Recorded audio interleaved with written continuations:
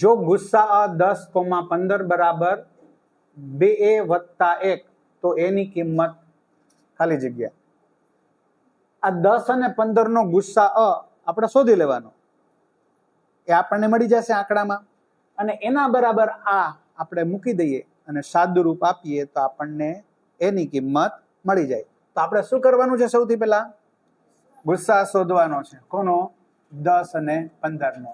આમ તો 10 અને 15 નો ગુસ્સા શોધવો એ એકદમ સહેલું છે, અને આવી કાંઈ પણ પ્રક્રિયા કર્યા વગર પણ આપણે અવયવો પાડ્યા વગર પણ આપણને ખબર પડી જ જાય, બરાબર ને? અને ખબર પડી જવી જોઈએ. 10 ને 15 તો બહુ નાની સંખ્યા છે કે જેના અવયવો આપણને ખબર પડી જાય અને ગુસ્સા પણ ખબર પડી જાય. ચાલો, તો ગુસ્સા 10 અને 15 બરાબર કેટલા આવે છે? 5. બંનેમાં કોમન છે 5. હવે ગુસ્સા આ 10 અને 15 નો ગુસ્સા 5 છે. અહીંયા 10 અને 15 નો ગુસ્સા 2a વત્તા 1 આપેલો છે. તેથી આપણે લખી શકીએ ને કે 2a વત્તા 1 બરાબર 5. બરાબર? હવે સાદુરૂપ આપી અને આપણે એની કિંમત શોધવાની હોય, એને એકલો પાડવાનો હોય, બરાબર ને? એને આઇસોલેટ કરવાનો હોય. પેલા 1 આ બાજુ જશે, પછી આપણે 2 ને મોકલશું. તો 2a બરાબર 5 માઇનસ 1 એટલે 2a બરાબર 4. અને હવે 2 ને આપણે આ બાજુ ફેરવીએ તો a બરાબર 4 ભાગ્યા 2 થાય, કારણ કે 2 નો a સાથે ગુણાકારનો સંબંધ છે, તો આ બાજુ જશે તો તેનો ભાગાકાર થાય. બરાબર? તો a બરાબર 2. એ આપણો જવાબ છે. બરાબર છે ને? સહેલું એકદમ. સરસ, વેરી ગુડ.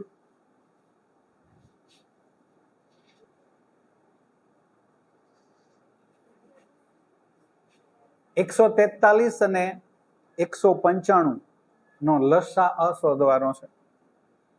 143 ના અવયવો પાડીએ.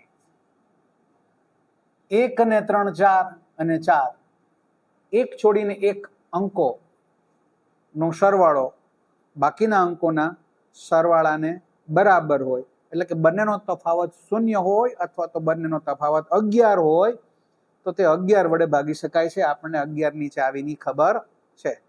બરાબર ને? છે ને ખબર? Very good. તો 11 વડે ભાગાકાર થઈ શકશે.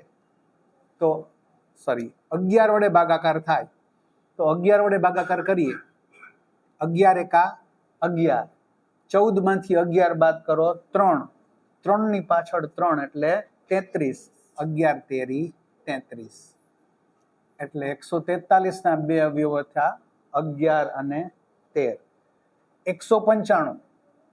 હવે બહુ શક્યતા છે મિત્રો કે આ બે માંથી એક અવયવ આનો હોય. બરાબર? 11 તો દેખાતો નથી, કારણ કે 11 ની ચાવીમાં આ અંક આવતો નથી. 13 વડે થઈ શકે. 13 વડે ભાગાકાર કરીને જ ચેક કરી લ્યો. 13 એકા 13, 6, 5, 13, 5, 65. બરાબર છે? ઓકે, તો આ 13, બરાબર? 13 એકા 13 ને 13, 5, 65. આના ફરી પાછા કરવા હોય તો 5 તેરી 15 થાય. બરાબર? તો 143 ના અવયવો થશે 11 અને 13, એટલે 11 ગુણ્યા 13, અને 195 માં શું થશે? 3 ગુણ્યા 5 ગુણ્યા 13. હવે લસા આપણને ખબર છે કે બંનેના બધા જ અવયવો લઈ લેવાના હોય. બંને સંખ્યાના બધા જ અવયવો. એક ને એક અવયવ 2 વખત આવવો જોઈએ નહીં. તો અહીંયા 3 છે, 5 છે. બરાબર? 3 છે, 5 છે, અહીંયા 11 છે, અને બંનેમાં 13 છે. અને વધુ ઘાત લેવાની હોય, પણ વધુમાં વધુ ઘાત બધાની એક જ છે, એકથી વધારે ઘાત નથી. બાકી જે વધુ ઘાત હોય તે લેવાની હોય. તો આના બરાબર થશે 3 ગુણ્યા 5 15, 15 ગુણ્યા 11 કરો 165, અને 165 ને આપણે 13 વડે ગુણાકાર કરવા છે. 13 પંચા 65 ના 5 વધી 6, 13 છક 78, 78 ને 6 84, 84 ના 4 વધી 8, 13 એકુ 13 અને 8 21, 2145. આ આપણો જવાબ છે બંનેનો ગુસ્સા. ચલો સમજાઈ ગયું બધાને? સરસ. લખો લખો.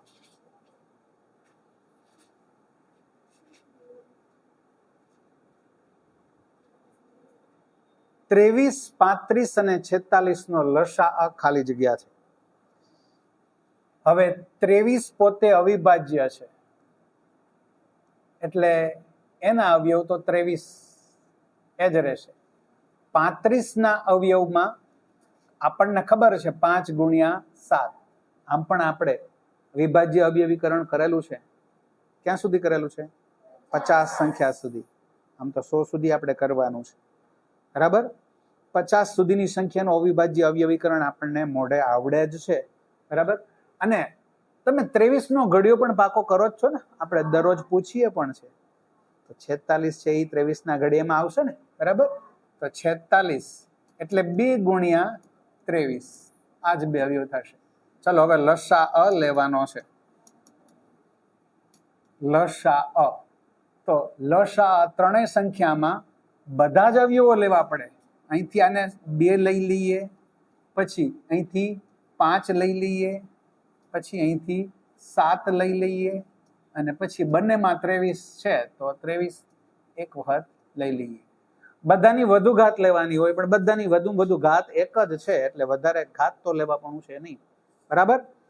ચાલો તો 2 પંચા 10, 10 ગુણ્યા 7 એટલે 70. હવે 23 નો ઘડિયો આવડે છે. 23 સત્તા 161 અને 10, કારણ કે અહીંયા સુધીનું 7 નથી પણ 70 છે. બરાબર છે? સરસ. તો શું જવાબ આવશે? 1610. મોઢે થઈ જાય હો. અને તમને મિત્રો એવા જ પ્રશ્નો આવે છે કે તમને 25-30 સુધીના ઘડિયા આવડતા હોય તો મોઢે થઈ જાય, મોટા ભાગના પ્રશ્નો. બરાબર છે? સરસ.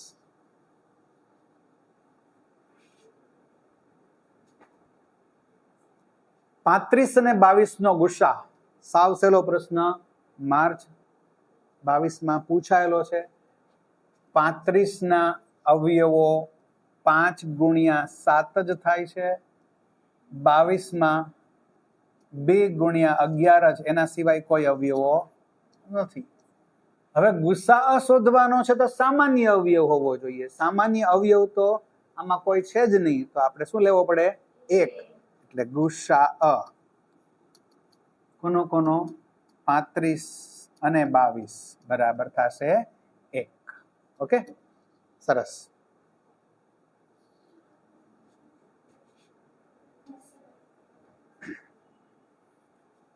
બોતેર અને 225 નો લસાઅ. તો 72 આપણને યાદ આવે 8 નવા.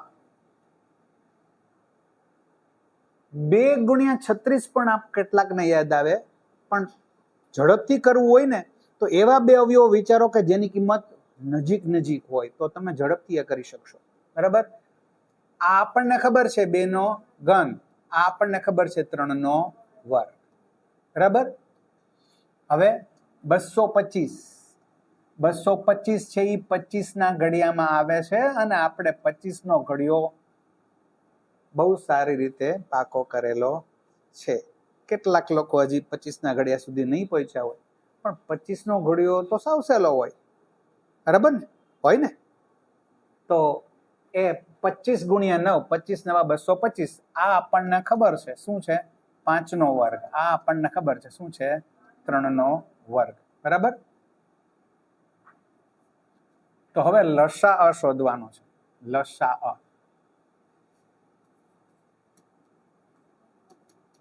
હવે લસાઅમાં જુઓ, અહીંયા 2 છે એટલે વધુ ઘાત 2 ની 3 છે, કારણ કે અહીંયા નથી. હવે આ બંને જગ્યાએ 3 છે અને એની વધુ ઘાત બંને જગ્યાએ 2 જ છે એટલે આપણે એ જ લેવાની છે. અને અહીંયા હજી 5 નો વર્ગ છે તો આ લઈ લીધું આપણે. 2 નો ઘન એટલે 8, 3 નો વર્ગ એટલે 9 અને 5 નો વર્ગ એટલે 25. 8 નવા 72 ગુણ્યા 25 કરશો તો અઘરું પડશે. આમ વિચારો, 25 ગુણ્યા 8, 25 નો ઘડિયો આવડે છે? 25 ગુણ્યા 8 એટલે 200, 9 દુ 18 એટલે 1800. બરાબર.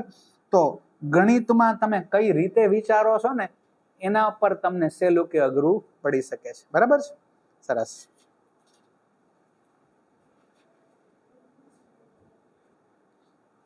વીસ અને 45 બંને વડે વિભાજ્ય હોય તેવો નાનામાં નાનો પૂર્ણાંક.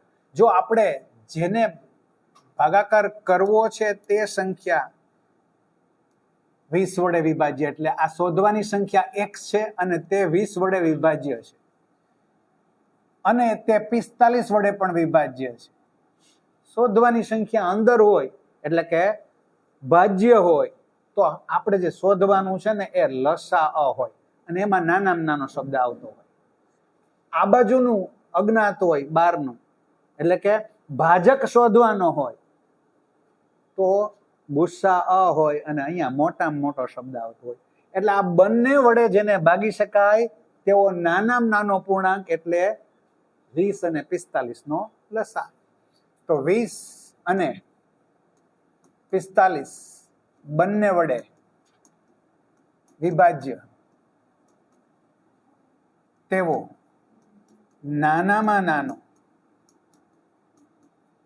પૂર્ણાંક એ 20 અને 45 નો શું છે?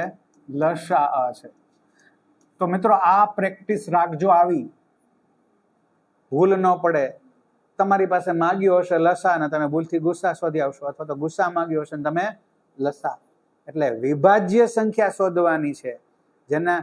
જેના વડે ભાગવાનું છે તે સંખ્યા નથી શોધવાની, જેને ભાગવાનું છે તે સંખ્યા શોધવાની છે. એટલે આવો જવાબ હંમેશા લસા હોય. બરાબર. તો 20 નો અવયવોમાં 5 ગુણ્યા 4 અને આના આવશે 2 ગુણ્યા 2. બરાબર. 45 માં શું થશે? 5 ગુણ્યા 9 અને આમાં થશે 3 ગુણ્યા 3. બરાબર. તો આપણને ખબર છે 20 ના અવયવોમાં શું છે? 2 નો વર્ગ ગુણ્યા 5 અને 45 ના અવયવોમાં શું છે? 3 નો વર્ગ ગુણ્યા 5. અને ફરી પાછું લખતી વખતે જોઈ લેવાનું શું છે? આપણે શું નક્કી કરવું છે? લસા શોધવાનો છે. અવયવો પાડ્યા પછી પાછું ચેક કરવાનું કે આપણે શું કરવાનું છે? લસા શોધવાનો. લસા એટલે બધા જ અવયવો અને તેની વધુમાં વધુ ઘાત. તો અહીંથી 2 નો વર્ગ લઈશું, અહીંથી 3 નો વર્ગ લઈશું અને બંને જગ્યાએ 5 છે પણ એની વધુ ઘાત 1 જ છે. 2 નો વર્ગ 4, 3 નો વર્ગ 9 અને એને ગુણ્યા 5. તો 5 ચોક 20, 20 નવા 180. તો 180 એ આપણો જવાબ છે. સમજાઈ ગયું બધાને? સરસ, વેરી ગુડ. લખી નાખો. હા.